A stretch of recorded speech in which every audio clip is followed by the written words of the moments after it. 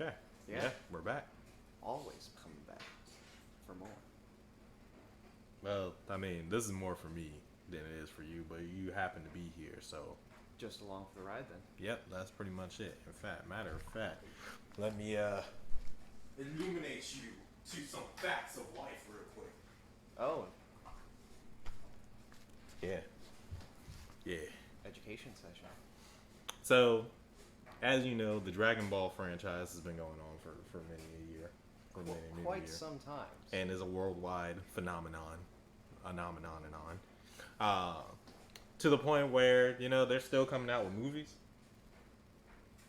Movies. Movies, yes. They're still coming out with movies. The last one being Dragon Ball Super Broly, which made the character of Broly, who has been known as like an icon of the series for a while, an actual canon character. Because the original movies weren't actually created by the guy that like started the franchise, Akira Toriyama. So the last movie that they ended up making, which was really really cool, especially animation wise, that movie would have a lot going on for it. Actually brought that character into the whole canon story, and now they're going forward with even more. So we got a new trailer for the next movie that's coming out, and I want to say that it's coming out in 2022. Might be coming out in the winter in Japan and then coming out next year for like everyone else. But I don't know if that's the case. I know that's what happened with Broly. We had to wait like a couple months after to get it everywhere else. But a lot of people have been like clowning this movie for like its name, the animation style that it's going for from like the teasers that have been going on. So I wanted to check it out, and I wanted to show it to somebody that don't got no idea about what's going on. I don't get in the game when it comes to Dragon Ball, so I'm interested to see what is, I guess, polarizing or... Yes. So today we're going to be checking out the official trailer for Dragon Ball Superhero that came out yesterday. Superhero. So Dragon Ball Super is like, you know how they had Dragon Ball, then Dragon Ball Z. Dragon Ball Super is like the new... Yeah, the new canon Acumen storyline. Yeah, that's where we're at. And then Superhero is the name of the movie. Yes, but when you read it all together, it don't work. When it's at least that's like the very first thing that people are just like, why did you name it like that? Like, I'm feeling that it's got to be like a Japanese play on words type of thing that they really wanted to go for. They love their like wordplay, but it's like just it sounds better to them than it does to the rest of the world. But hey, who am I? It's just a title. Everybody's gonna love the characters one way or another. It's gonna get money because it's got those first two. Exactly, those first two words are immediately gonna make it money. So I don't know why everybody tripping out here as if they're not gonna go out and watch it anyway. Like, unless y'all really about it, like anime YouTubers and stuff like that, where you're just like, I'm not really feeling it. I'm just gonna have to avoid the movie. But the world knows what you're about. You're gonna talk about it for a little bit, and then you're gonna go watch the movie. So let's see what all the hype is about as soon as we get back from the intro with Dragon Ball Superhero. Cue it.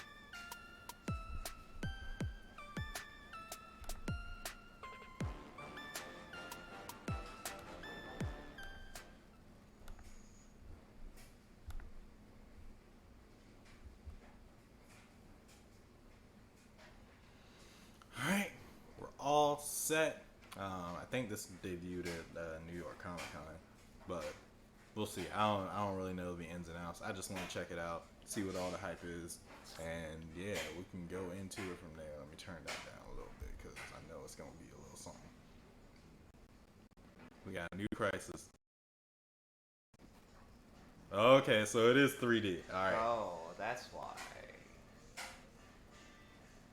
We got an evil organization.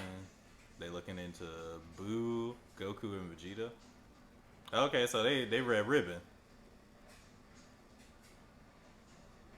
And then that's Pan, so Gohan's daughter. Piccolo. And then these new guys who are just like new for the movie, I guess. Okay, see, like the title card looks fine though. Number one, number two. Okay, all right. Yeah, so it's an interesting teaser, and it's showing you the cast of characters that you have. Yeah, Are there like new faces that like yeah. The you're not recognizing? what's his face? The one that looked like a miniature Frieza looking thing? Yeah.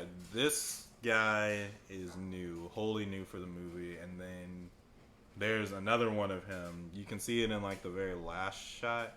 I'm not sure if the one that we saw before. No, I think we keep seeing two, but there's another one that's like number one. You can see it in like the last shot, like at the bottom, to where number two has like a two fin head type thing, but over down. Like a helmet head.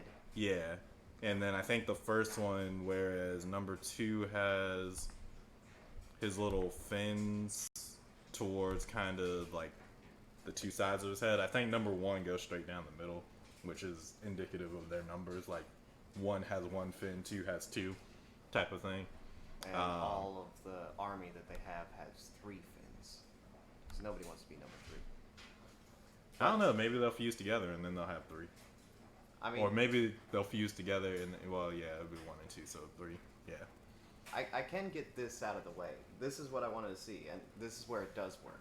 When you see it on like the poster format or something else, of where you don't already notice, because same as how we're talking before, Dragon Ball, those 2 words, that's gonna make money. That's gonna sell. Yep. But Dragon Ball Super, okay, that's the new cereal. That's what people love. Okay. Yep. If you put one on top of the other, okay, Dragon Ball Super Superhero, that's fine. But if you're to read it in a paragraph when you're reading or it back, anything, back to back, it's like reading Jack and the Giant Slayer, Giant Slayer. Yes. It just don't feel right. Or Jack and the Giant Slayer. Oh, yeah. Yeah. So, I don't know. I mean, for what it is, I think that it looks fine. Because the major thing is that the characters have to look good. And I think they look fine for, like, what they are. Yeah. Like, they don't look like they're thrown off. It looks like what we've gotten in the video games for, like, a number of years. Like, you can see, like, Pan's facial expressions. She looks fine and everything. I don't know how old she's supposed to be in this movie. But it's not splitting off that far from 2D to 3D animation of where it doesn't look like the two things don't belong to me. It looks like it's still going to work, especially in the action sequences that are probably going to, I don't know, get insane or go to space. This little sequence here with like the guy's movement looks fine. And like the way that the background changes and stuff like that, totally looking fine right here. Like, I don't know, it's the way that they're depicting things looks good. The fact that my issue is the fact that we're dealing with the Red Ribbon Army again. I look, they need to just let this mess go. They got beat by Goku as a child. They got the remnants of them with Dr. Gero and Cell and all that got wiped out halfway through. And y'all don't even want to resurrect Cell throughout the stuff, but you can put Frieza through every reiteration that you possibly can. From making him a cyborg to having him come back to life and all this other, not twice, coming back to life twice. 3 times if you really count the Mecha Frieza thing. But I'll go along with it and say the whole, okay, he actually survived blowing up, being stuck on planet Namek, coming back to Earth and everything. But really, that's 3 times. Frieza done died and come back to life, and yet you got the Red Ribbon Army, who is literally just regular people, no space aliens, no nothing. They don't know about like how to use Ki and all that, like the parts of Dragon Ball where they started flying and going through space and everything. They were regular humans that just happened to have a huge gang, and they were cool for back in the day. But as soon as the episode where Goku ran through their castle, literally, like he killed people by just running through their shit. So They were done.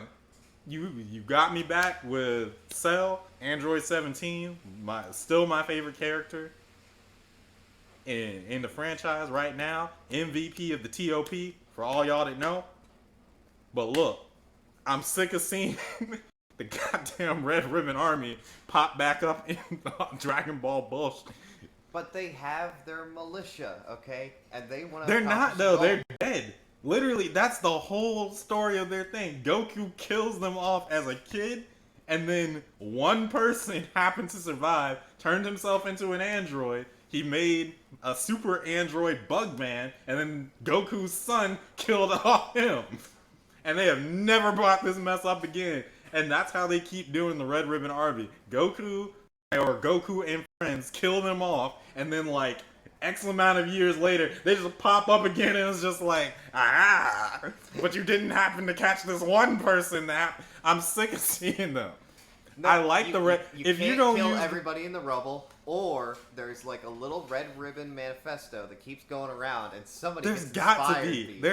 There's got to be, because look, because if y'all gonna keep the Red Ribbon Army around, just keep them around like indefinitely. Stop bringing them back up, because maybe this is just like a cut. Well, actually, I know that it's not just a cut, because in the previous shot, this dude has the Red Ribbon symbol on his and that's what I peeped. Because if it were just the cut thing, then I would be like, oh, okay, well maybe they're like what is it called, or anything like that. Well, maybe storyline. If this turns out to be a flashback, I think that would actually be better. I kind of hope for that. But what is it, like advocates? Yeah. Because they were like a big thing. Their whole thing was world domination. So eventually you're going to get people that want to be on your side at that. If they were Red Ribbon advocates and just like the memorabilia and stuff like that, then that would be one thing. But the fact that he's wearing a badge over here, and I almost missed it, but then I saw like the two R's, and then I was gonna say, oh, is that Red Ribbon? Are we seriously doing that again? And then the next shot had the cup, and I was just like, why the heck are they still alive? That's my only question. Everything else I'm fine with, but I'm about sick of seeing the Red Ribbon Army pop back up out of nowhere. 17 and 18 didn't even like the Red Ribbon Army. They killed a person that turned them into androids because they were just like, nah, I don't really feel like doing this. I mean, they still follow the directive of what he gave them because they were just like, we don't have anything better to do. And then I guess Cell was down for the cause, but he wasn't wearing the badge anywhere. He was just a creepy Bugman monster that was just like, I want to absorb my brother and sister to acquire my perfect form. Okay, so other than them, because I don't think the term like scapegoat would like be appropriate for it, but you brought into my life the show Tower High, and there was a sport game that happened in it, in which there were two teams that could score points, and then there was a third team that was pretty much just set is a placement, okay, yes, there to fail. And that's their only purpose. And I feel bad for those kids because they're not going to get any scholarships or anything. I don't know if the school has it. But it's just the one thing of where that's where, like, this Red Ribbon, like, army, everything from your description seems to be the moment you see them again, unless they can turn a human to being Saiyan level, but that seems to be Android 17 and other creations purposes, if they still fail, then you have to create a different human army, entity, anything, and stop bringing up the failures of the past. Because, like, I mean, I guess that's the thing. If things had played out the way that they wanted to, with 17 and 18 alone, they made them better than everybody else. But now, in Super, we're at the point where, like, Goku and Vegeta have, like, literal god powers. Yeah. Like, they're